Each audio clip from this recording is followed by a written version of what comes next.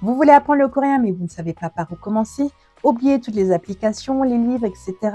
parce que le point de départ, c'est le Hangul. Effectivement, c'est la base de tout. Sans lui, impossible de savoir lire, écrire ou même prononcer correctement. Mais je vous rassure tout de suite, le Hangul est en fait la partie la plus simple du coréen.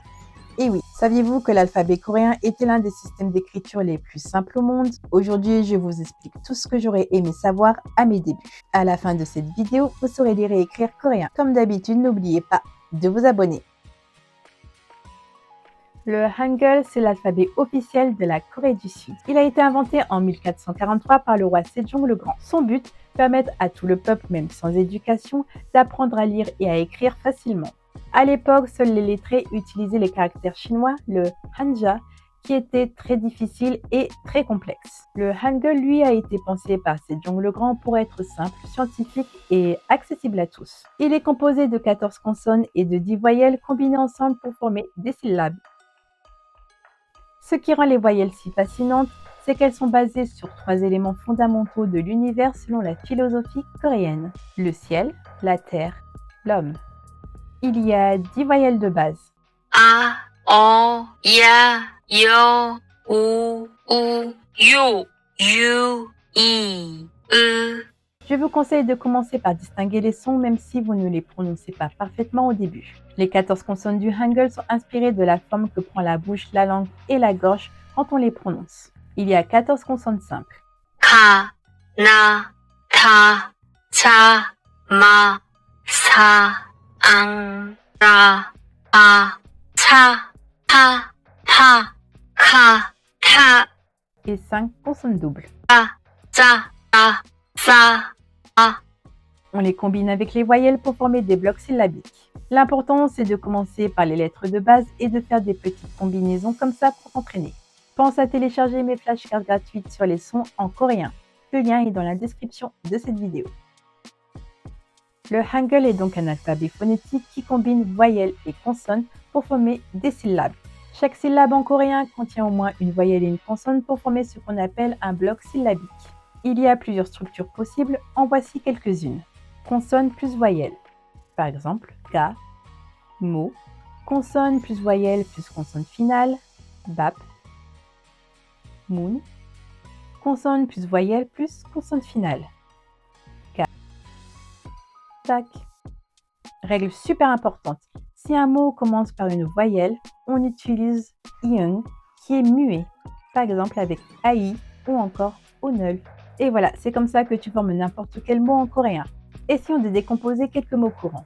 Par exemple, Hanguk, nous avons consonne voyelle consonne, consonne voyelle consonne. Gamsa, consonne voyelle consonne, consonne voyelle. Sarang, consonne voyelle, consonne voyelle consonne. Un dernier exemple, Opta, consonne voyelle consonne consonne, consonne voyelle. Vous voyez, c'est super simple à comprendre et c'est super logique. Pour plus de détails sur les associations possibles, je vous invite à consulter la partie Hangul Chart de mon guide du débutant. Lien dans la description. Et là, vous allez me dire, mais qu'est-ce que c'est que le bachim? Eh bien, sachez que c'est l'une des particularités les plus importantes du Hangul. Il s'agit en fait de la consonne finale d'une syllabe qui peut changer considérablement la prononciation d'un mot. Prenons quelques exemples. À votre avis, comment se prononce ce mot? Eh bien, si vous avez dit solnal, eh bien, ce n'est pas du tout ça. En fait, ça se prononce solal. Par exemple, comment vous prononcez ce mot? Effectivement, c'est comme pour solal, ça se prononce ilion. Allez, un dernier exemple et ensuite je vous laisse tranquille. Comment vous prononcez ce mot? Eh bien, en effet, il ne se prononce pas hangukmal, mais hangukmal. Je dois vous avouer qu'après 4 ans d'apprentissage, les bachim restent encore un peu mystérieux pour moi, donc si vous galérez au début, c'est tout à fait normal. Le truc avec les bachim, c'est pas tant de les reconnaître qui est difficile, mais c'est vraiment de comprendre comment ils changent la prononciation en fonction de ce qui suit, et c'est ça qui est le plus compliqué. Ce que je peux vous conseiller, c'est au début de vraiment prononcer comme c'est écrit. Les bachim, c'est un peu la partie délicate du Hangul qui demande de la pratique. Je ne vais pas vous embrouiller encore plus avec ça maintenant, mais sachez qu'ils existent et qu'ils peuvent modifier la prononciation. Ne bloquez pas dessus au début, maîtrisez d'abord les bases du Hangul. Avec la pratique régulière, que ce soit K-drama, K-pop, film, reportage, peu importe, les bachim vont devenir aussi naturels que tout le reste du Hangul. Promis. Maintenant que vous connaissez les lettres du Hangul, le vrai défi, c'est bien les prononcer. Voici 2 conseils que je peux vous donner afin de pouvoir progresser facilement. Le premier, c'est l'immersion auditive, votre meilleur ami. Le principe, votre cerveau a besoin d'entendre les vrais sons coréens et pas ceux que vous vous faites dans votre tête. Les contenus que je peux vous proposer. Les K-dramas avec sous-titres en coréen. Vous associez ainsi visuel plus audio. Commencez par des K-dramas simples de style romance, comme par exemple True Beauty. Les dialogues sont assez simples à suivre et vous pourrez avoir du vocabulaire de la vie quotidienne. Vous avez ensuite les chansons de K-pop avec les paroles.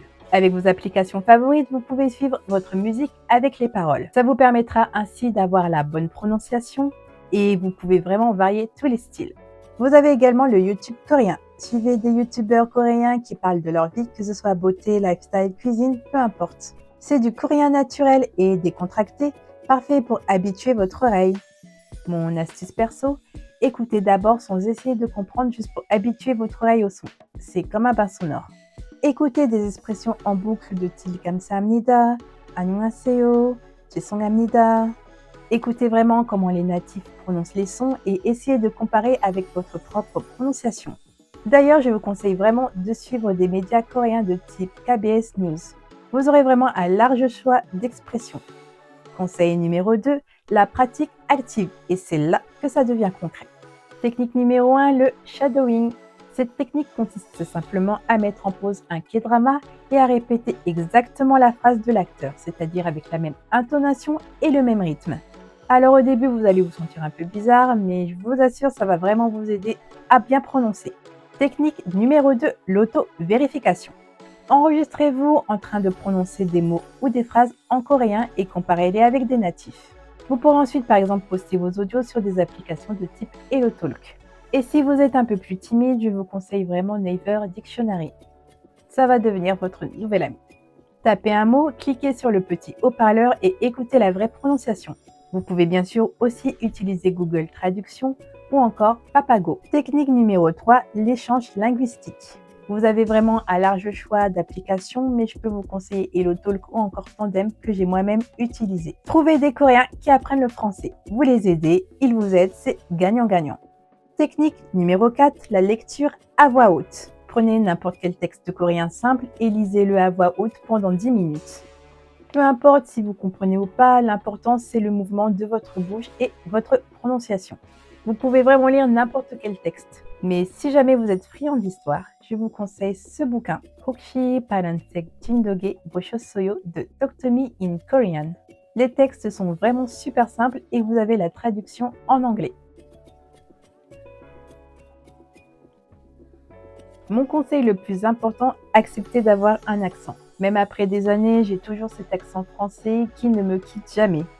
Et alors, l'important finalement, c'est d'être compris et pas d'être parfait. Sachez que les Coréens sont super patients avec les étrangers qui font l'effort d'apprendre la langue. Ils vont vous encourager et ils ne vont jamais vous juger. Le piège à éviter, vouloir avoir une prononciation parfaite dès le départ. Spoiler alert, ça ne va jamais arriver. Effectivement, ça va beaucoup plus vous bloquer que vous aider. Vous allez tellement vouloir avoir une prononciation parfaite que vous n'allez jamais oser parler. Croyez-moi, mon expérience, c'est exactement ce qui m'est arrivé. Forcément, si on ne parle pas, eh bien, personne ne pourra avoir l'occasion de nous corriger. On va donc s'enfermer dans des erreurs qui pourraient facilement, mais vraiment facilement, être évitées. Donc vraiment, n'ayez pas peur de pratiquer même si vous ne prononcez pas correctement. Comme je dis toujours, c'est mieux de faire des erreurs parce que c'est justement comme ça qu'on progresse. Commencez par une prononciation pas mal et vous verrez qu'avec le temps, vous vous affinerez. Et maintenant, la question à 1 million. Comment retenir tout ça? Après avoir testé pas mal de méthodes et avoir échoué avec certaines, j'ai 4 techniques à vous proposer. La méthode numéro 1, la mnémotechnique visuelle. L'idée, associer chaque lettre à une image qui vous parle personnellement. Je m'explique. Vous avez par exemple Gyuk, qui peut ressembler à la forme d'une grue. Myun, qui ressemble à un nez de profil. Vous avez ensuite Myum, qui ressemble à un mur. Ou encore Shot, qui ressemble au sommet d'une montagne. Pour les voyelles, attention, là c'est beaucoup plus subjectif. Si je vous disais que me fait réellement penser à un O, effectivement là vous allez me dire pourquoi. Eh bien je ne saurais pas vous l'expliquer, mais quand je vois O, c'est comme ça que je l'imagine. Votre mission ce sera vraiment de trouver vos propres associations. Même si c'est bizarre, c'est incompréhensible pour autrui, que ce soit un emoji, une forme étrange, un personnage, vraiment peu importe. L'important c'est vraiment que votre cerveau fasse le lien. Ça n'a pas besoin d'être logique pour d'autres personnes. La méthode numéro 2, les flashcards. Vous avez la version physique, créez vos propres flashcards avec la lettre d'un côté et le son de l'autre. L'avantage, vous pouvez les emporter n'importe où et ça ne dépend pas de votre téléphone. Vous avez aussi la version numérique. Vous avez des applications comme Anki ou encore Quizlet. Vous pouvez former toutes vos flashcards et mettre des rappels pour ne pas oublier de faire vos révisions. Mon astuce, 15 minutes par jour dans les transports, c'est plus efficace que 1 heure un dimanche. La régularité va vraiment faire la différence. Technique numéro 3, la bonne vieille méthode de l'écriture à la main. Écrire les lettres à la main, c'est super efficace pour la mémorisation. Chaque jour, j'écrivais les lettres plusieurs fois et je formais des associations pour les mémoriser. L'action physique de tracer aide énormément votre cerveau à les retenir. Technique bonus, dites la lettre à voix haute quand vous l'écrivez. Une fois que vous maîtrisez les lettres isolées, écrivez des mots simples. Technique numéro 4, la mémorisation par paire. Et c'est celle-ci qui m'a vraiment sauvée avec les voyelles. Tout à l'heure, je vous ai parlé de la méthode mnémotechnique et je vous disais que pour les voyelles, c'était vraiment très subjectif. Donc voici une astuce que j'ai développée pour les voyelles qui se ressemblent. N'apprenez qu'une voyelle sur 2. Bien sûr, vous vous rappelez des voyelles. Alors, si on exclut I et E, qui je pense restent assez simples à retenir, vous avez 8 voyelles qui se ressemblent assez. Au lieu d'apprendre 8 voyelles séparément, vous allez en apprendre 4 et en déduire les autres. Prenons la paire A et O. Disons par exemple que j'ai envie de retenir A, parce que c'est celle qui me parle le plus et c'est celle que j'arrive vraiment à retenir. Par élimination, l'autre voyelle, ça va donc être O. Pareil pour O et U. Quand la barre va vers le haut, c'est O. Sinon, c'est OU. Même logique avec Ya et Yo, et Yu et Yo. Pourquoi ça marche? Eh bien parce que votre cerveau adore les patterns et les oppositions. Au lieu d'apprendre 8 voyelles distinctes, vous créez 4 couples logiques.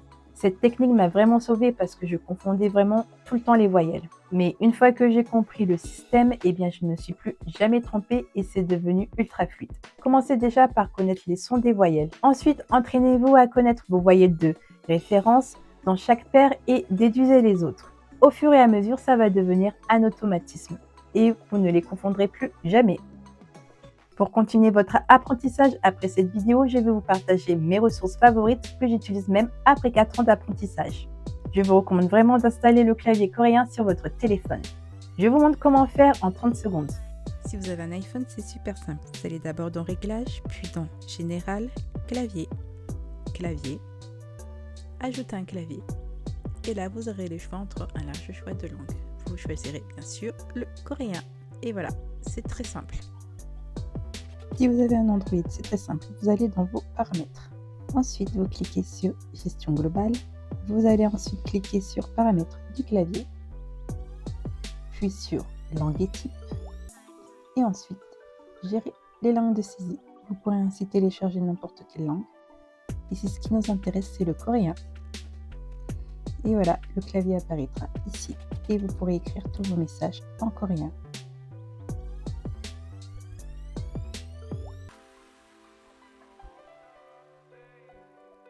Une fois que vous l'avez, vous pouvez vraiment écrire partout et vous entraîner à n'importe quel moment. Papago, oubliez Google Traduction pour le coréen. Papago comprend vraiment le contexte coréen et vous donne des traductions beaucoup plus naturelles. C'est fait par Naver, donc ça connaît parfaitement la culture coréenne. Et bien sûr, mon chouchou Naver Dictionary. C'est vraiment mon meilleur ami pour la prononciation. Dès que j'ai un doute sur un mot, vraiment, Naver Dictionary, vous avez intérêt à l'installer. Ce que j'adore, c'est qu'avec chaque mot, vous avez le petit audio qui vous permet d'écouter le natif coréen. Et en plus, ça vous donne plein d'exemples d'usage en contexte. Je vous conseille des chaînes éducatives comme Talk to Me in Korean. Je pense que ça reste vraiment ma référence absolue pour apprendre de manière méthodique. Vous avez aussi Korean Class 101. C'est d'ailleurs avec cette chaîne que j'ai commencé mon apprentissage du coréen. C'est un peu plus dense que Talk to Me in Korean. Par contre, par exemple pour la grammaire, ça va vous l'apprendre de manière progressive et logique. Sur Naver Webtoon, vous avez vraiment un large choix de BD en coréen pour vraiment comprendre en contexte. En plus d'être fun, c'est super éducatif. HelloTalk pour les échanges. Cette application connecte les apprenants du monde entier. Vous aidez les Coréens avec le français et ils vous aident avec le coréen. Vous pourrez vous y faire des amis qui seront ravis de corriger vos textes et vos audios. En application bonus, je vous conseille d'installer Language Reactor. Ça vous permettra d'avoir accès à la fois à la traduction en coréen et en français et ça vous permettra de suivre plus facilement tous vos médias. Ne vous éparpillez pas. Choisissez 2-3 ressources maximum que vous allez utiliser, bien sûr, plutôt que de télécharger 15 applications que vous n'allez jamais utiliser. Mieux vaut 10 minutes par jour qu'une session de 2 heures comme ça dans la semaine. Votre cerveau a vraiment besoin de temps pour former de nouvelles connexions, donc surtout soyez patient avec vous-même. Avec la régularité, vous allez y arriver. Voilà, vous avez maintenant toutes les clés en main pour maîtriser le Hangul. Vous connaissez les lettres, les structures syllabiques, la prononciation et les meilleures astuces pour progresser. N'oubliez pas de télécharger mes ressources gratuites pour aller plus loin. Les liens sont dans la description de cette vidéo. Si cette vidéo vous a aidé, pensez à liker et à vous abonner pour ne manquer aucun autre contenu sur la culture coréenne et son apprentissage. Et dites-moi en commentaire quelle est la plus grande difficulté que vous rencontrez avec le Hangul. Et surtout, croyez en vous, je sais que vous allez réussir. 여러분, 오늘은 여기까지 하겠습니다. 시청해 주셔서 감사드리며 곧 새로운 영상으로 뵙겠습니다. Merci d'avoir regardé et à bientôt pour une nouvelle vidéo. Fighting!